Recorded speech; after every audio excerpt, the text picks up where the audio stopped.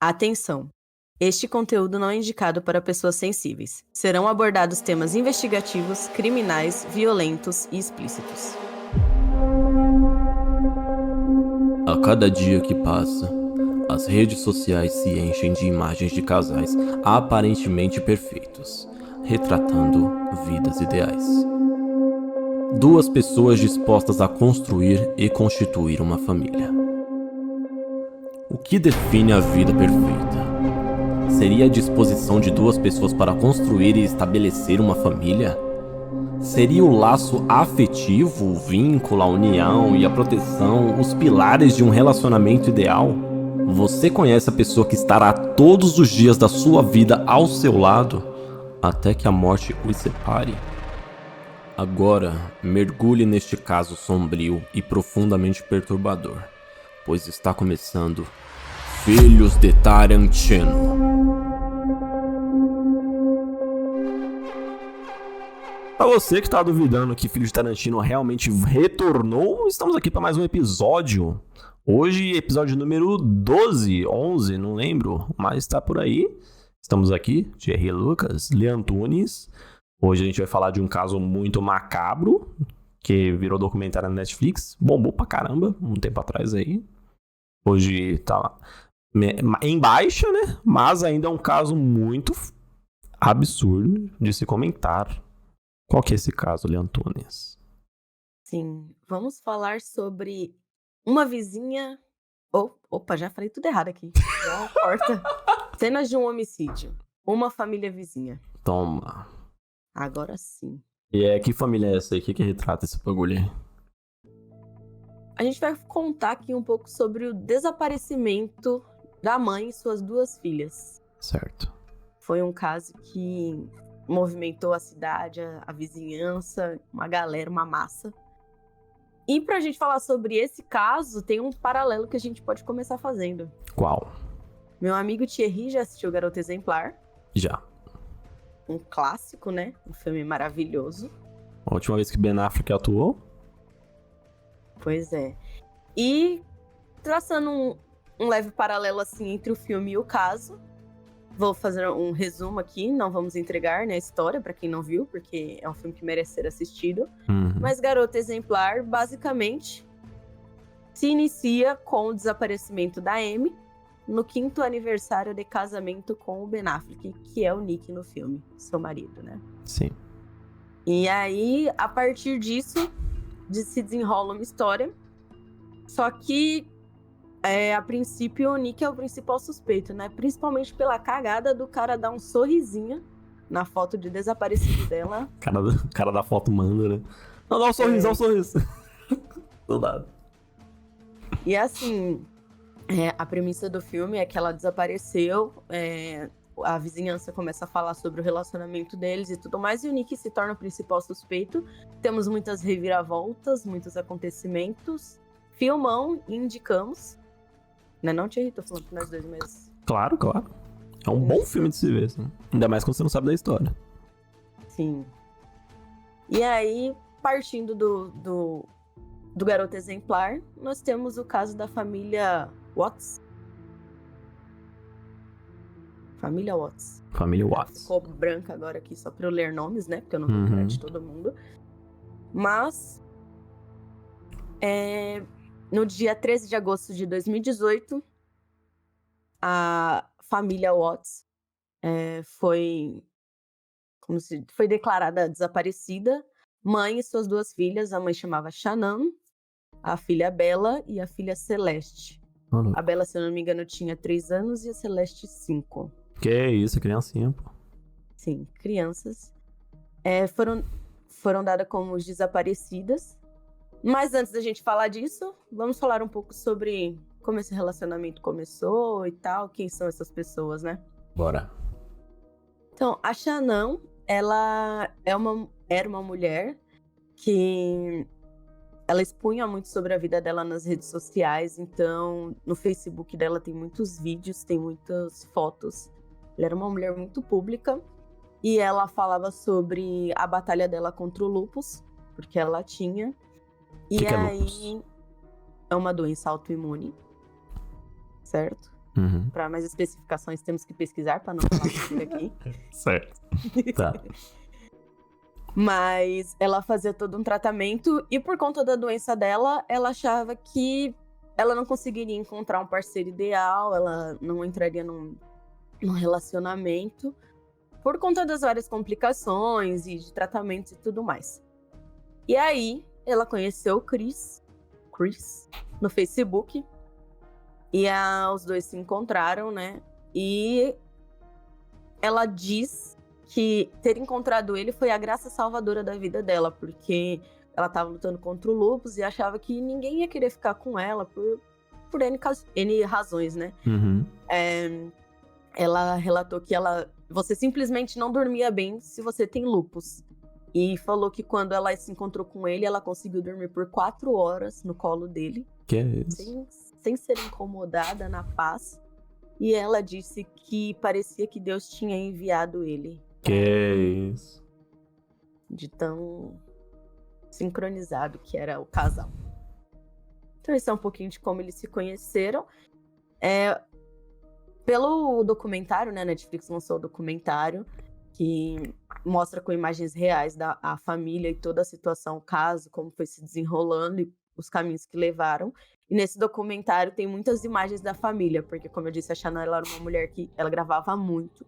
Uhum. Ela postava muita foto, tem muitos vídeos, declarações e assim, até umas coisas. Por exemplo, ela falando que achava que o marido dela era meio frouxo e que ela que tinha controle sobre tudo. Tava que gravadinho também. Sim. Tem uma cena do documentário que o Chris tá chegando de Papai Noel e ele tá todo fantasiado e tal, e as filhas deles vão descer, né, pra ver o Papai Noel. E ela meio que dá uma chamada de atenção porque ele não está com o celular dela, porque ela precisa filmar com o celular. Nossa, ela era a Virgínia. Pois é. Não pode desconectar. Mas as filhas era dele mesmo, biológico. Sim, filhas dele. E aí, nesse vídeo que ela fala sobre o Natal, ela tá gravando o rosto dela indo até a garagem. Ele fala que o celular dele ficou em cima do carro na garagem. E ela vai e fala, nossa, tipo, se não sou eu que resolvo tudo nessa casa. Então, algumas postagens dela traziam um certo controle dela sobre a relação. Parecia que ela era uma mulher muito dominante. E aí, é isso, né? Ela aparentava ser uma mulher que dominava bastante a relação. E o Chris parecia ser um cara bem família, bem reservado e tal. E que aceitava as condições da mulher. Uma família normal, né? Uma família normal. Nada muito absurdo rolando até então. No mundo feminista, cenas como essa serão comuns, né? Tá quase, falta pouco. Poucos muitos. Pois é. E aí, essa família que nas redes sociais transparecia ser muito feliz, uma família perfeita, muitas fotos de viagens, e mãe e pai que faziam muitas coisas pelas filhas.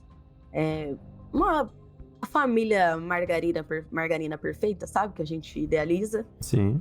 Com uma autoexposição na internet. Então, era o que todo mundo acreditava, era o que todo mundo via. E aí, no dia 13 de agosto de 2018, a Nicole Atkinson, amiga da Shannon, ela declarou que a amiga dela estava desaparecida. Ela chamou a polícia, porque um dia antes elas tinham feito uma viagem. E a amiga dela já estava preocupada, um pouco preocupada com ela, por conta de alguns relatos. E aí, essa amiga descobriu, né, que a Shannon não tinha ido no obstetra, ela tinha uma consulta e ela não foi. E ela também não estava atendendo as ligações. Quando isso aconteceu, ela foi até a porta da casa da família, né? Chamou por ela, ninguém atendia, mas o carro dela estava lá. Aí já é foda. E aí, bateu o desespero, ela chamou a polícia. Quando chamou a polícia, os policiais até avisaram ela que eles não podiam entrar na casa, né? Sem autorização dos donos da casa. Então, eles ligaram pro Chris, no trabalho dele, e o Chris foi até a casa. E chegando lá, ele autorizou a polícia a entrar e ver tudo que tinha pra ver na casa. Então, quando eles entram na casa da família, né? Tá tudo normal na casa. Aparentemente não tem sinais de arrombamento, de violência ou nada do tipo. O cachorro deles, inclusive, tá em casa e tá bem. E aí, o Chris, ele fala que ele vai até a garagem e fala que o carro dela está lá. E que, inclusive, a cadeirinha das filhas está no carro delas. Então, elas não teriam saído com o carro. Certo. E o Chris chega com mais uma informação de que ele encontrou a aliança dela na cabeceira da cama. E aí fala, ela deixou a aliança aqui. Mas não levou nenhuma roupa. Ela só botar tudo lá. Pois é. Um detalhe importante, já que você lembrou, ele fala que o paninho das meninas não está em casa. Que elas dormem com esse paninho. Então, a princípio, todos os caminhos levam a gente a acreditar que elas foram sequestradas. E quando ele começa a falar, né, que o paninho das filhas sumiu, que ela deixou a aliança, nos leva a entender que ela possa ter ido embora com as filhas. Sim. Certo. Os policiais perguntam, né, se estava tudo bem no casamento deles, se tinha tido alguma discussão. E aí o Chris, ele relata que eles tiveram uma conversa, mas não foi nada demais, foi tudo resolvido e ficou tudo numa boa. Então, a partir daí, a polícia precisa seguir com o trabalho dela, né? Sim. Fazer tudo o que é necessário. E eles começam vendo as câmeras da vizinhança. O legal, né? No documentário, uma coisa que é interessante, né? É que todas as imagens do documentário são imagens reais, porque a câmera da polícia é a câmera da casa, a body cam? Sim. Então, são os vídeos que eles postavam nas redes sociais, são os áudios que eles mandavam um pro outro, que amigas tinham acesso. Então, não tem... como se diz? Não é simulação quando eles colocam atores pra fazerem as cenas? É uma simulação, sim. Uma simulação, então não tem. Você de fato tá acompanhando. Tem uma reconstrução dos fatos. A gente segue ali o tempo real que tá rolando lá na investigação, né? O doc é basicamente o momento em que a polícia declara que a família está desaparecida, até a conclusão do crime, com imagens reais de tudo que tá acontecendo. Então, pensando aí que a gente vive na era da tecnologia, né? As redes sociais tinham muita informação que falava sobre a família e quem era essa família. E aí tinha a câmera dos vizinhos, tinha a câmera da polícia, tinha a câmera da delegacia, tinha a câmera de tudo quanto era lugar. E aí que tá dando continuidade, né? O policial foi até a casa do vizinho, porque o vizinho disse que tinha uma câmera que dava pra pegar os carros, né? Pra ver se tinha tido algum carro que parou, pra ter levado alguém ou não. E aí, quando o vizinho coloca a câmera, né? O Chris também entra junto com a polícia pra ver as imagens da câmera. Só que um carro ficou parado exatamente na frente da garagem dos Watts. Então bloqueia, não dá pra ver se teve alguém saindo ou entrando. E durante o vizinho, né? Enquanto o vizinho tá mostrando as filmagens pro policial, o Chris, ele fica meio inquieto. Ele fica agitado, ele passa a mão na cabeça e tem as imagens, né? Porque o policial tá com a câmera dele também gravando. E aí ele dá uma saída e quando ele sai, o vizinho fala, ele não tá normal. Caralho, esse vizinho pô. O vizinho fala, ele tá estranho. Esse que é o anjo, pô. E aí... leva-se pra um lado de que, tipo assim, é normal ele não estar normal, porque a família toda dele desapareceu, ele não sabe o que aconteceu, ele também tá preocupado, então seria uma normalidade do tipo, minha família, minha esposa e minhas filhas sumiram, eu não vou ficar quieto. E a partir dessas imagens, né, eles ficam sabendo que teve um carro que parou lá na frente, mas não dá pra ver mais nada. E aí, começam-se umas investigações a mais. A polícia consegue pegar no ar, assim, né, algumas questões. Então, os amigos falam sobre as situações, o que acontecia, como estava a situação da família. E uma coisa que chamou a atenção deles foi o fato de que o Chris, ele não tinha chorado em nenhum momento. Ele estava preocupado, mas ele não estava demonstrando muitas emoções em relação ao desaparecimento. Ele deu uma de Ben Affleck. Por isso, paralelos, né? Era um cara que não tava demonstrando... Assim, estou preocupado, mas aqui no meu cantinho, entendeu? Meu mundo não Sim. desabou porque eu perdi minha mulher e minhas filhas, mas tô Sim. triste. Pois é. Aí, diante disso, né? Ele foi levado para a delegacia porque precisavam coletar mais algumas informações com ele e tudo mais. Ele tinha dado permissão para revistar a casa, como não tinha sinal nenhum, né, na casa. A bolsa dela tava, o celular tava, as chaves estavam. Então, o que que você vai caminhar, né? Você tem que ir para quem tá perto para tentar ver se leva para algum lugar. Sim. Né? Então, no dia seguinte, a polícia conversou com o Chris novamente e ele repetiu que ele não tinha ideia de onde a Shannon e as filhas estavam. E aí, ele fala que não via ela desde o dia anterior. No documentário, inclusive, mostra, né, as mensagens em tempo real dele, tipo, enquanto a polícia tá lá perguntando, ele tá mandando mensagem pra ela, perguntando onde você tá, eu tô preocupado, que não sei o quê. Certo. E diante disso, começa uma comoção na vizinhança, porque sumiu uma mulher, E 2 filhas. suas 2 filhas.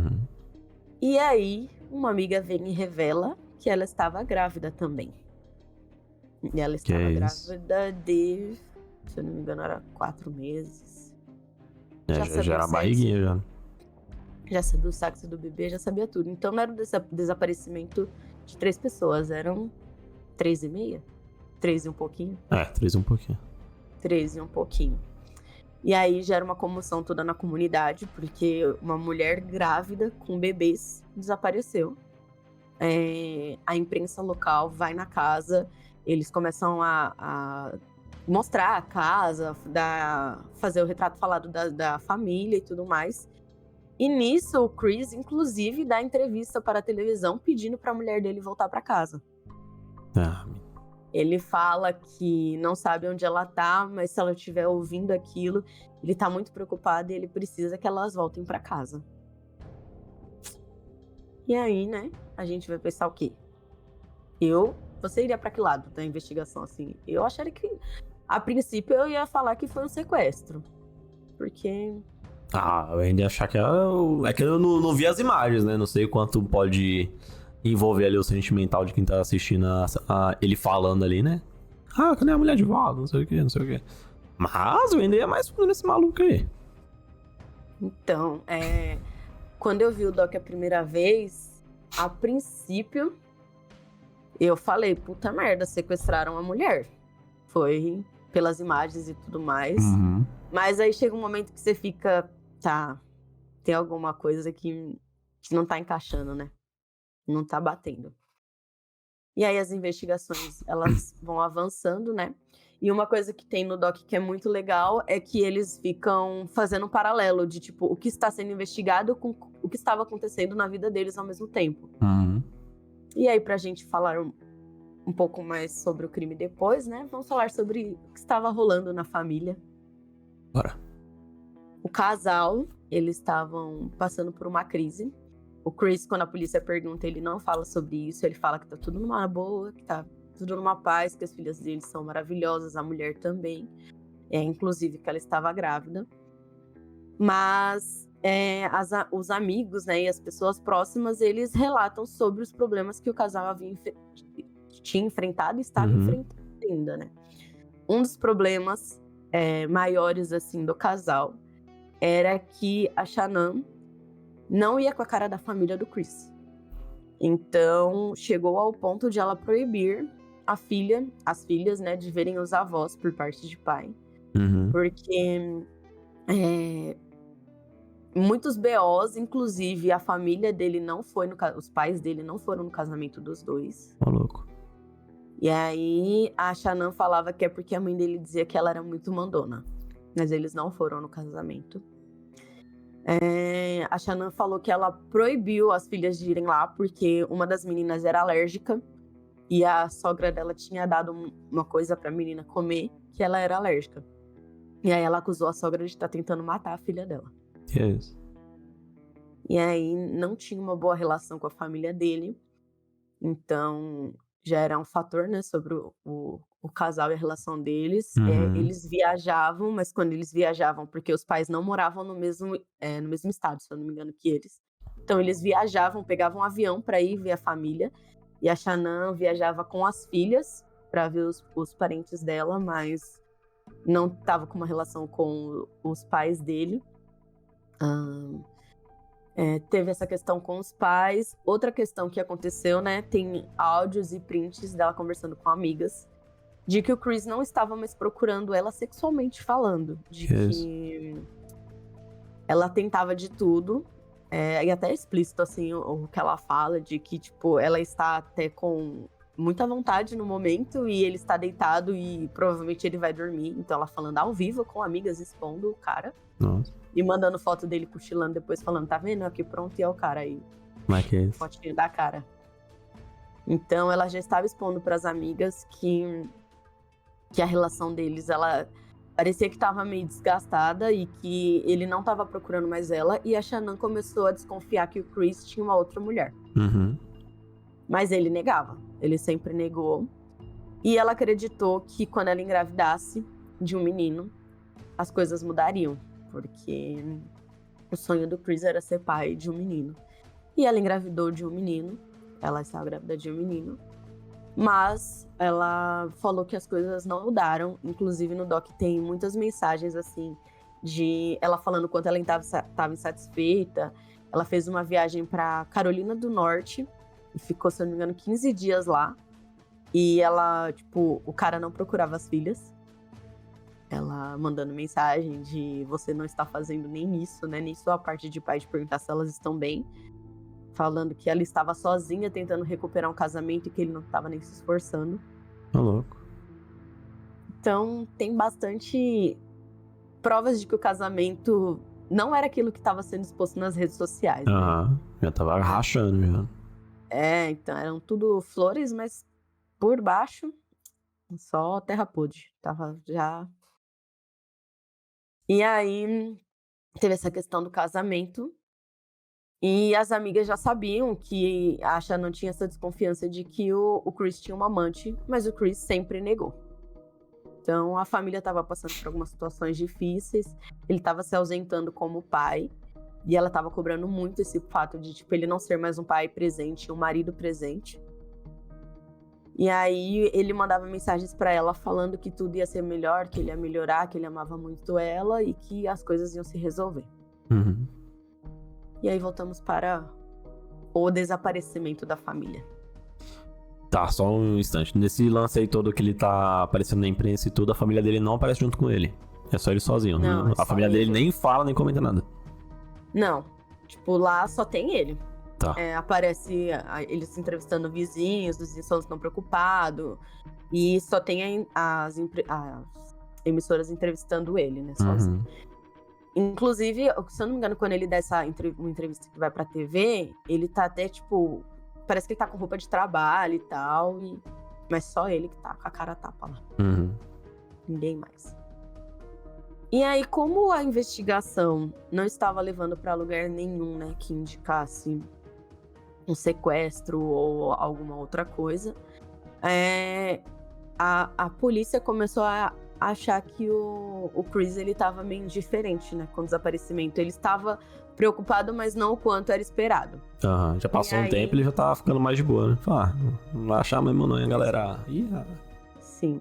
E aí rola algumas coisas do tipo, quando você mente, você tem que confiar muito na sua mentira, porque assim, a chance de alguém pegar é muito grande. Uhum. Então, enquanto o Chris estava na delegacia mentindo sobre algumas questões, a polícia já estava por dentro de outras coisas que estavam acontecendo, que ele estava negando enquanto ele estava na delegacia.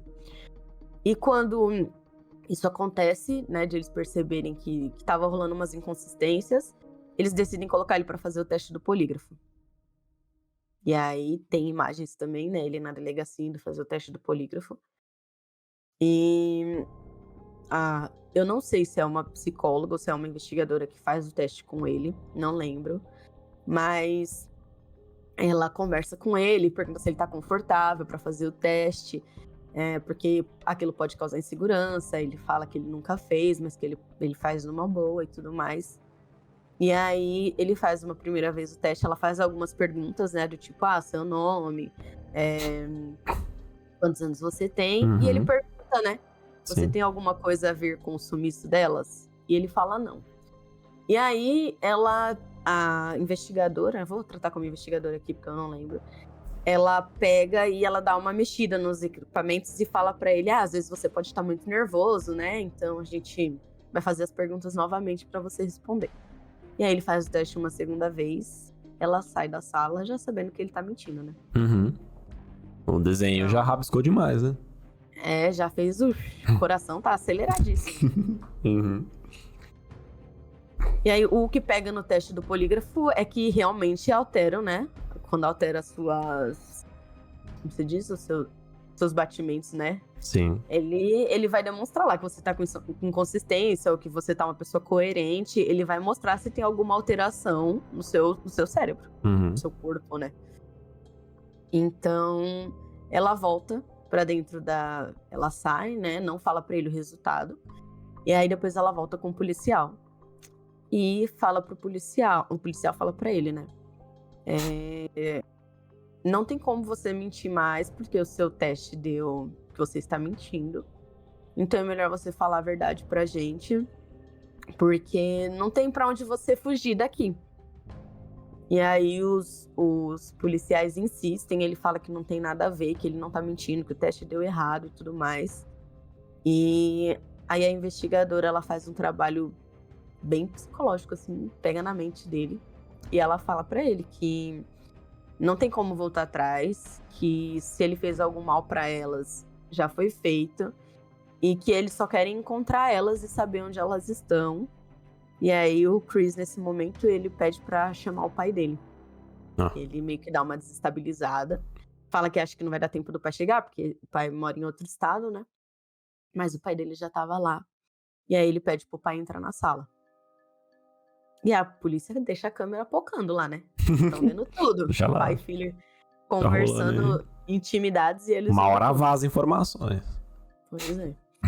E aí, enquanto ele conversa com o pai dele fala: você sabe de alguma coisa, né? O pai dele pergunta. E aí o Chris admite que ele estrangulou a Shannon. E que ele foi o culpado, né? Pelo desaparecimento da mulher dele. E nesse momento, tipo, eu achei uma cena bem forte, assim, porque o pai dele meio que parece que desestabiliza e não sabe meio o que fazer. Enquanto ele tá admitindo. E aí o pai dele coloca a mão no ombro dele e tudo mais. Então ele admite que ele matou a mulher, mas ele não fala nada sobre as filhas. E nisso, tipo, tem umas sacadas da polícia, assim, que foram pegando algumas mentiras, do tipo, o Chris, ele era um cara meio gordinho. E aí a polícia fala, né, a gente reparou que você era mais gordinho antes e que você tem malhado bastante, você é um cara de boa aparência. E aí ele fala, eu tenho me dedicado, e o policial fala assim, normalmente quando isso acontece, né, o cara ele começa a se cuidar mais porque tem outra mulher envolvida. Sim, muitas das vezes alguém entra em depressão, né, fica meio pá e tal. Acontecimento chocante desse. Sim, e aí ele nega, ele fala, não tem ninguém, fala que é saúde e tal, dá um miguezinho e fala que não tem ninguém. Só que nesse momento a polícia já sabe que ele está tendo um caso com uma outra mulher. Que ele realmente estava malhando pra ficar gostosão pra outra. Porque a esposa dele, ele não queria mais. E aí entram mais mentiras dele, né? A moça, eu não vou lembrar o nome dela agora, mas que estava tendo um caso com ele, ela conheceu ele no trabalho. O Chris, ele trabalhava com um bagulho de petróleo. Tá. E aí ele conheceu essa moça no trabalho, e eles estavam se relacionando há alguns meses. Inclusive, na viagem que eu comentei, né, que ele não foi, que a mulher ficou 15 dias fora com as filhas, ele estava junto com a amante. Aí ele deitou e rolou, né? Pois é. Inclusive, redes sociais, mais uma vez, várias fotinhos dos dois.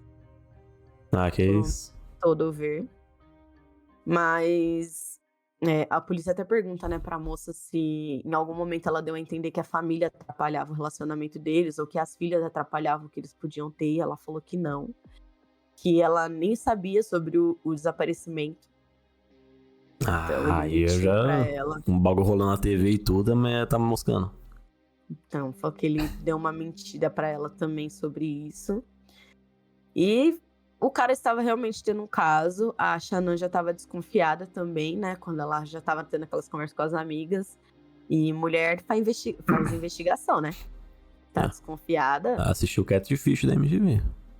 vai atrás. Ela pegou algumas coisas do tipo, enquanto ela estava viajando, ele usou o cartão dos dois, conjunto, pra ir jantar num lugar que ela foi até olhar o cardápio. A Shannon olhou o cardápio pra ver o que ele precisaria consumir pra gastar aquele valor. E, obviamente, ele estava com mais uma pessoa.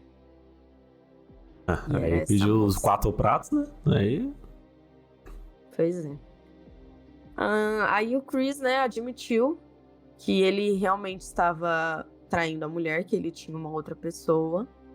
E aí ele confessou o crime, né? Ele falou que ele tinha estrangulado a mulher dele, mas ele falou que ele fez isso porque a Shannon tinha matado as filhas. Aí. Ele falou que ele teve um surto porque ele viu que ela, quando ele falou sobre separação, a Shannon teria ficado muito louca e teria matado as meninas. E aí ele meio que num ato impulsivo, ele foi e estrangulou ela por conta da raiva disso. E aí os policiais perguntaram pra ela, né? Perguntaram pra ele se ele se importava de isso ser divulgado na imprensa, de que ela teria matado as meninas.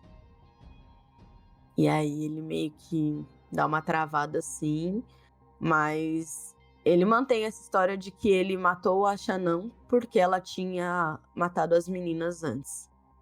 Então, ficou essa versão dele. Ele falou que, como ela não tinha aceitado muito bem o pedido de separação, ela teve um acesso de raiva e acabou fazendo isso com as meninas, e ele, numa resposta a isso, teria feito o mesmo com a mulher. E aí, nisso, ele levou o corpo delas, né, os corpos delas, para um outro lugar. Eu vou pegar aqui o nome, deixa eu ver se eu tenho. Ele foi até um lugar que ele estava trabalhando, que inclusive ele relata que ele estava nesse lugar no dia, né, antes de toda a investigação. Perguntam pra ele, onde você estava? Você tem um álibi pra esse horário? E ele fala que ele estava nesse lugar. Ficava a 65 quilômetros da casa dele. Que é isso, muito nome. Ficava em Frederick, se eu não me... Frederick, o nome da cidade. E ele trabalhava, era uma produtora de gás e petróleo. E ele disse que levou o corpo delas pra esse local.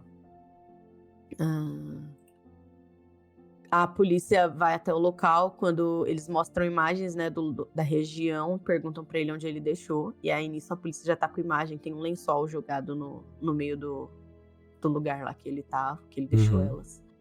E aí ele conta, né, que ele cavou uma cova pra Shannon, mas que as filhas dele ele teria jogado dentro de um tanque de óleo. Que isso. E essa ficou sendo a versão do Chris, do que ele teria feito, né? Porém, em 2019... Um ano depois? Um aninho depois... Deixa eu ver se eu tenho a data. Em instantes, hein, galera? 1 minuto. Aqui também a gente não é o Google, né? Pra saber de tudo, 100%. Você tá escutando aí, porque nós também tá querendo escutar aqui. Eu tô esperando. Na cautela, receberemos a data certinha, dita por Lê Antunes, deste caso chocante. Parece que eu não tenho. Tá. Não tem. Tenho sim. Sim. Chegou. Março de 2019, ele já estava preso, né? Certo. Por conta da confissão. Os oficiais da polícia, eles não estavam muito crentes no que ele tinha falado, né? E eles questionaram mais uma vez sobre o que tinha acontecido e tudo mais. E aí o Chris mudou a versão dele e ele admitiu que ele tinha matado as 3. Ele contou que Ele estrangulou a mulher dele por conta de uma discussão. Ela tinha voltado de viagem, né? Ele ficou com as filhas no fim de semana, enquanto a mulher viajava com a amiga para negócios. Sim. Então, ele curtiu o fim de semana com as filhas. Tem imagem, ele mandando foto dele com as meninas também, cuidando delas. Quando ela voltou de madrugada. E aí, eles tiveram uma discussão. Nessa discussão, ela teve um acesso de raiva, ele também. Ele falou que perdeu o controle do que ele estava fazendo e ele estrangulou ela. E aí, disse que ele estrangulou ela na cama e uma das filhas dele, se eu não me engano, a Celeste, que era a mais velha, uma é 13 e outra 4 anos. Uhum. Ela entrou no quarto e perguntou o que tinha acontecido com a mãe. E aí o pai falou que ela estava descansando. Ele pegou as 2 meninas, colocou elas dentro do carro, enrolou o corpo da Shannon num lençol, colocou nos pés das meninas, e as meninas na parte de trás do carro, né? Uhum. E ele dirigiu com as meninas dentro do carro com o corpo da mãe por 65 quilômetros. Que é isso? Quando ele chegou no lugar, ele disse que as filhas ficavam perguntando, né, sobre a mãe. E aí, ele falando que ela só estava descansando, estava tudo bem. Ele cavou uma cova rasa para ela, ele enterrou ela. Em seguida, ele pegou uma das filhas, eu não lembro qual foi a ordem delas, né? Mas ele pegou uma das meninas e ele sufocou ela com um paninho que ela dormia. E aí, o que ele relata é que a segunda filha que ele matou, ele falou que ele nunca vai esquecer porque a menina ficava falando não papai, não papai, e ele sufocou a segunda filha também. Que é isso, pô? A Bella, ela viu o pai matando a Celeste. E aí depois ele pegou e sufocou a outra filha também, que era mais nova, né? Então foi isso. E enquanto a mulher dele, ele tinha enterrado numa cova rasa, o corpo das filhas dele, pelo que eu entendi das imagens, assim, ele subiu uma puta de uma escada pra jogar o corpo delas dentro de um tanque de óleo. Era um tanque que eu acho que ele tinha uns 6 metros de altura. E essa foi a versão real do que aconteceu. Mas então nem achou o corpo das meninas. Não, a polícia conseguiu encontrar sim, porque eu não sei se tava vazio, não era um tanque muito grande, mas eles conseguiram recuperar o corpo delas. Nossa. Mas essa foi a versão real do que aconteceu. Ele nunca admitiu ou confessou por que ele fez isso. Ele matou, além da mulher, as 2 filhas e um bebê que estava sendo gerado também, né? Uhum. E ele falou que não planejou os homicídios, mas ele também nunca falou o que levou ele a fazer isso. Deve ter descoberto que é a traição, né? Então. Se falou bastante disso, de que, tipo, a traição dele foi descoberta, ele queria manter um relacionamento, mas assim, mano, vamos ser racionais aqui, né? Se você está insatisfeito com uma relação, você vai tirar a vida de 3 pessoas. Separa. O cara é um monstro, né? Pois é. E aí, a amante, inclusive, ela falou que ela cortou relações depois que ele confessou e tudo mais. Ela ficou chocada com o crime. Não teve relação dela, realmente. Ela não sabia de nada. Mas encontramos uma coisa perturbadora, que foi o fato de, enquanto o Chris estava na cadeia, daqui a pouco a gente fala sobre a condenação dele e tudo mais, né? Uhum. Enquanto ele estava na cadeia, aparentemente ele colaborou com a escritura de um livro, contando de fato o que aconteceu.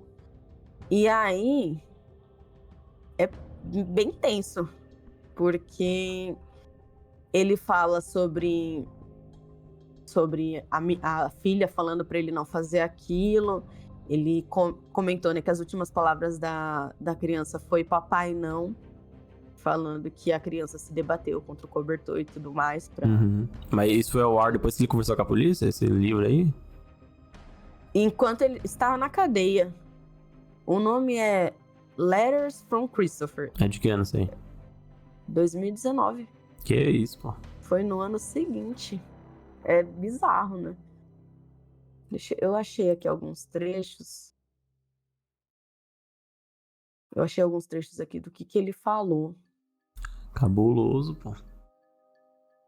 Mas, ó, ele relata, né, que ele criou uma discussão com ela e matou ela, né? Eles estavam brigando, eles estavam deitados junto. Se eu não me engano, eles chegaram a ter relações um dia antes, ou foi no dia, porque a Shannon contou pra amiga dela que eles tiveram relações e o cara, tipo, matou a mulher em seguida. Nossa.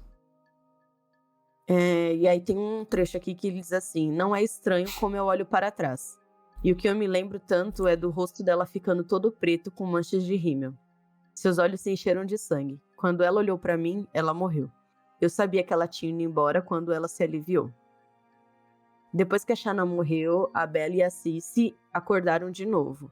Não tenho certeza de como elas acordaram, mas elas acordaram. Os olhos da Bella estavam machucados. E as duas pareciam ter passado por um trauma, que isso tornou tudo muito pior, né? Uhum. Ele relatou que ele colocou a esposa dele no lençol e colocou ela no carro enquanto os filhos estavam assistindo tudo. E ele disse que uma escuridão dentro de mim havia vencido. E ainda assim pensei que fosse permanente. Então... tem umas coisas bem pesadas aqui, tipo...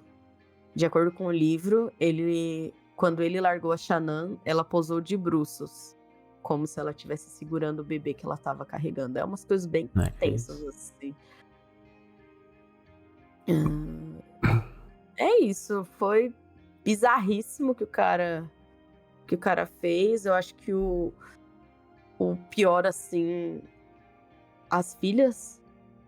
Todo crime é um absurdo, mas, tipo, as filhas implorando pra viver e o pai matando elas. Não, ter assistido tudo, pô. Pois é. Ele, nas palavras dele aqui, né, falou que ele escreveu numa carta que a Bella, a pequena e quieta Bella, tinha vontade de viver. De todos os três, a Bella é a única que resistiu. Vou ouvir sua voz suave pelo resto da minha vida dizendo, papai, não. Ela sabia o que eu estava fazendo com ela. Ela pode não ter entendido a morte, mas ela sabia que eu estava matando. Não, pior é ele poetizando o bagulho, pô. Não é? Você é louco, romântico. Nossa senhora, mano. Romantizou o bagulho todo, mano. E aí tem aqui que ele finalizou, né, falando pro autor do livro que tudo que ele podia sentir, depois dele ter matado as três, era que agora ele estava livre pra ficar com a Nick. Eu acho que o nome da moça era Nicole. Pelo que eu lembro, acho que era Nicole. Ele colocou, sentimentos do meu amor por ela estavam me dominando. Eu não senti remorso. É louco. Condenações, Lê. Quantos malucos vai apodrecer na cadeia? Condenações. O Christopher, ele foi condenado a 5 perpétuas. 5 sentenças de prisão perpétua, sem possibilidade de liberdade condicional e mais 84 anos de prisão. Então é pra sempre mais um pouco, né? Uma das coisas mais tensas e tristes de assistir no documentário é quando o juiz vai ler a condenação dele e tem um momento que os familiares podem falar. Sim. E a mãe da Shannon vai falar. E ela fala que, tipo, a filha pensou que tinha encontrado o homem certo. E que nunca imaginou que ele poderia fazer isso com elas. Se eu não me engano, a mãe dele fala também. Eu acho que a mãe dele fala que perdoa ele e tal. E perguntam se ele quer falar alguma coisa. Ele fala que não.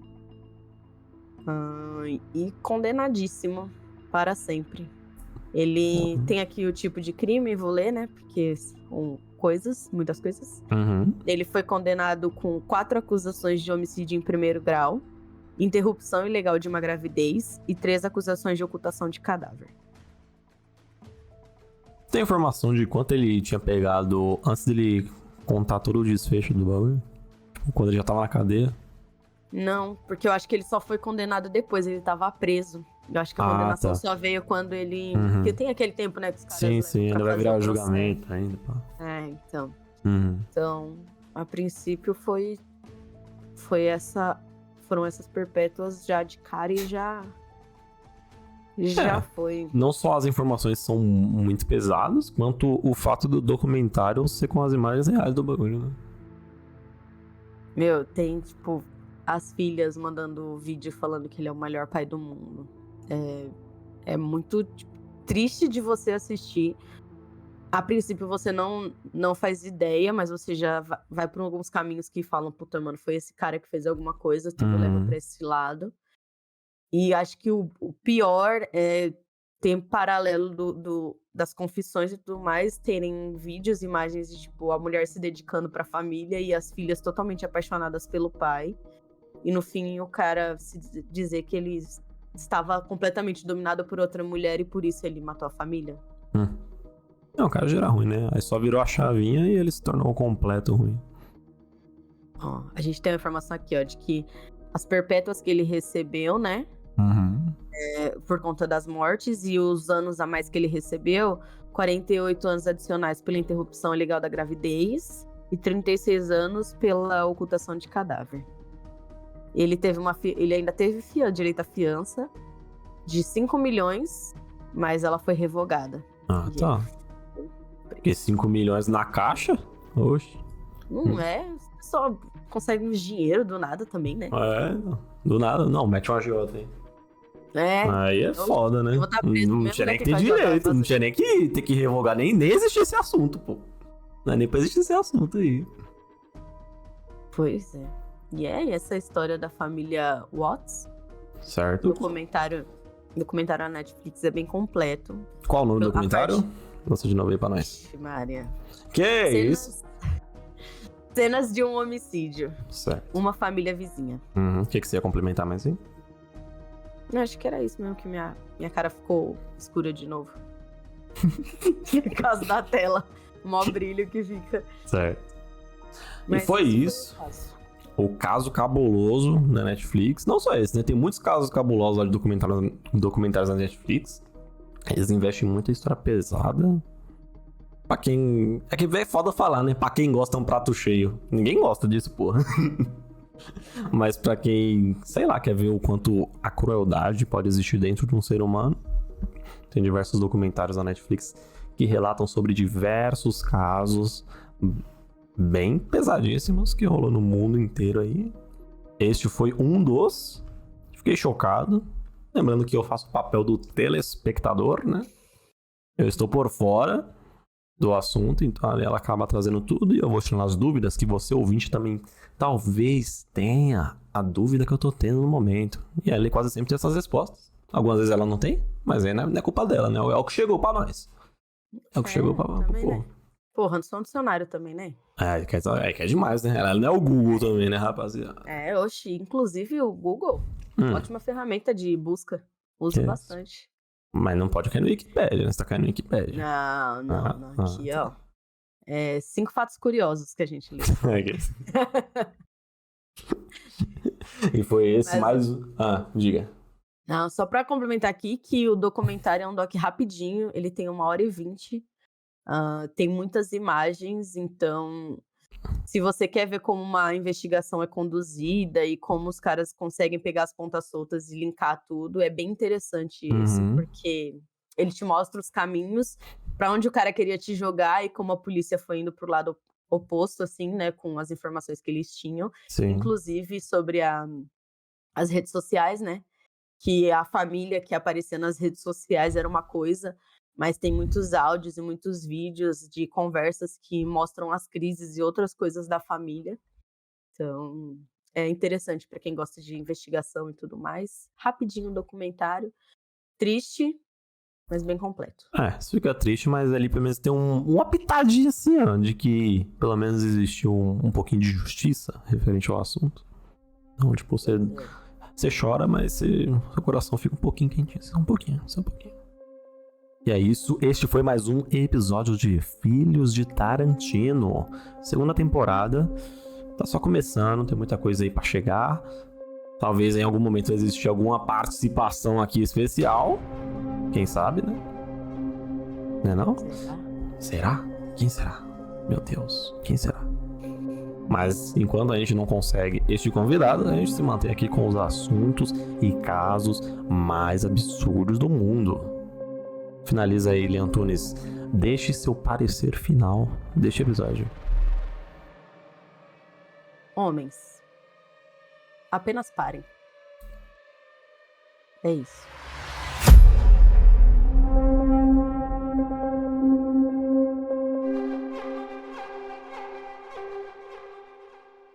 O feminicídio é o assassinato de mulheres motivadas por questões de gênero, principalmente associadas pela percepção de posse dos companheiros dessas mulheres.